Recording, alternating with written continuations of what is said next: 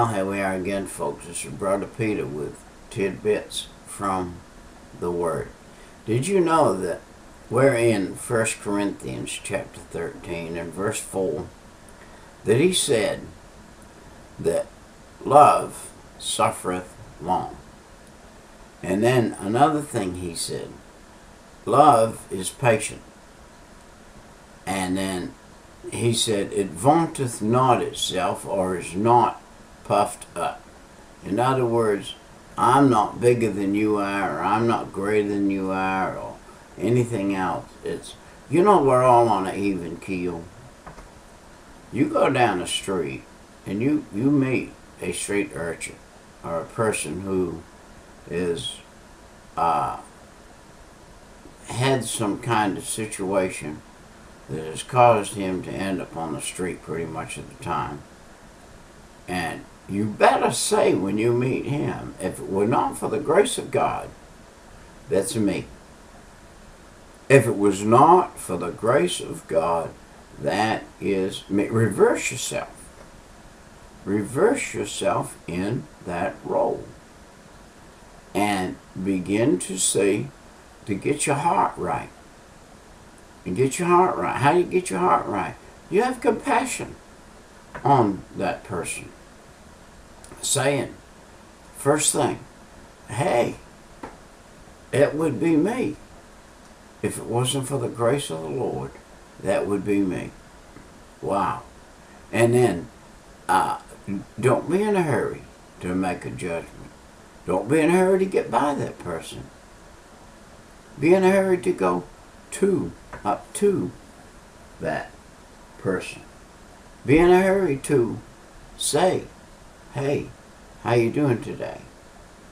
And help them out a little bit. To give them for their body and not for their soul is to give them nothing. But be polite. Be knowledgeable about things. And Paul said here in chapter 13, in the first verse, he said, though I speak with the tongues of men and of angels, and have not charity, I am become as sounding brass and a tinkling cymbal. I've heard people say, oh, them Christians. Yeah, them Christians, I know about them Christians. I know how they treat me. I know what they say, but I know what they do. And I know this and I know that. You need to prove yourself to be a real Christian. Prove yourself to be a true Christian, excuse me. And the verse 2, it said here, and though I have the gift of prophecy and understanding, and all mysteries, and all knowledge, and though I have all faith, so that I could remove mountains, and have not love or charity, I am nothing. This is Paul the Apostle talking. This is a man who didn't show love at one time. Was going across the world killing Christians. And he didn't show love. He showed obedience to the law, but he didn't show love toward the people. And then after God saved him, he had to learn. He learned in part, in part, in part, in part, in part, in part. And that's how he learned on the road to Damascus. He got blinded, and he learned in part that it wasn't his eyesight that he needed to follow. It was the sight that Jesus gave him afterwards that he needed to follow. And so God had bestowed upon him a new thing, a charity. And he said, and though I bestow all my goods and feed the poor, and though I give my body to be burned, and have not charity, it profiteth me nothing. You have got to have love and charity. In this world today, it is the only thing that is going to carry the real Christian through life, is to have love for the brethren and have love for those who are outside of the brethren. You've got to love everybody. You know that Jesus loved us so much. In John 3:16, the Bible said that God gave his only son, which was Jesus, but Jesus had to volunteer to be that sacrifice for you and I. And he volunteered to do it. He loved us while we were yet sinners. While I was in the slop bottle, while I was back there in my younger days drinking that booze, doing the things that were unseemly to God and man, and doing those things. Do you know that Jesus loved me then? He took his finger and he touched me through my life several times, and I wouldn't listen to him. I tore up the Bible and threw it back and said, I don't believe in none of that stuff. Don't hound me with it. Don't talk to me about it. Don't come near me with it. I don't want to hear it. But one day, 1972, 3 o'clock in the morning, God touched my heart. Drunk, out there, wrecked my car, in need of a Savior, stumbling, bumbling around, and cried out to the Lord and said, Lord, I am a sinner. Forgive me of my sin. Come in my heart and save my soul.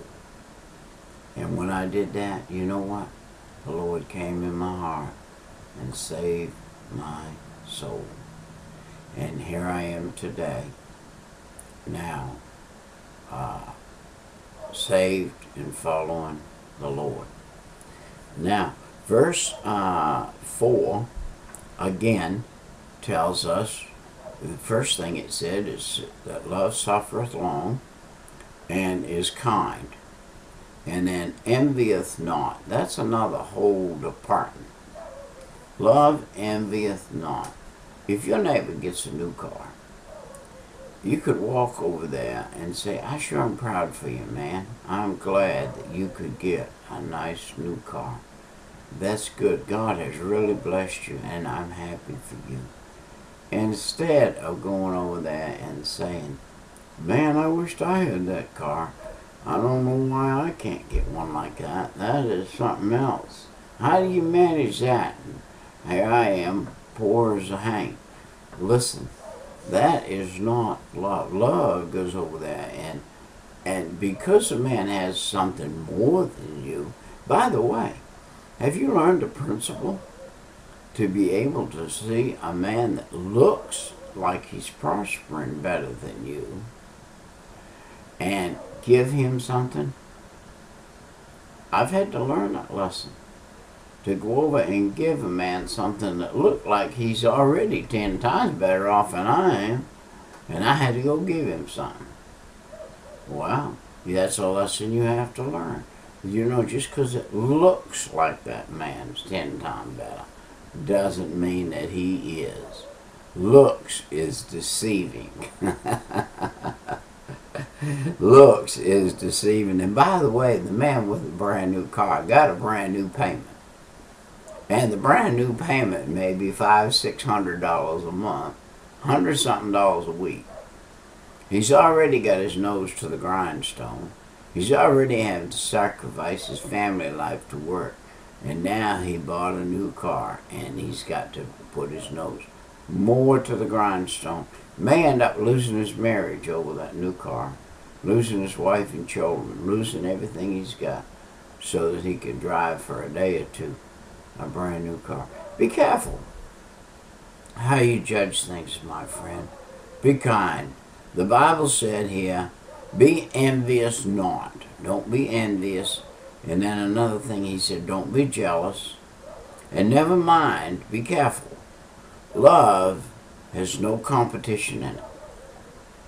There is no competition against anybody in love. Love has no competition in it. It's not a competition game. It's not a game at all, period. It is an action. It is a feeling. It becomes you if you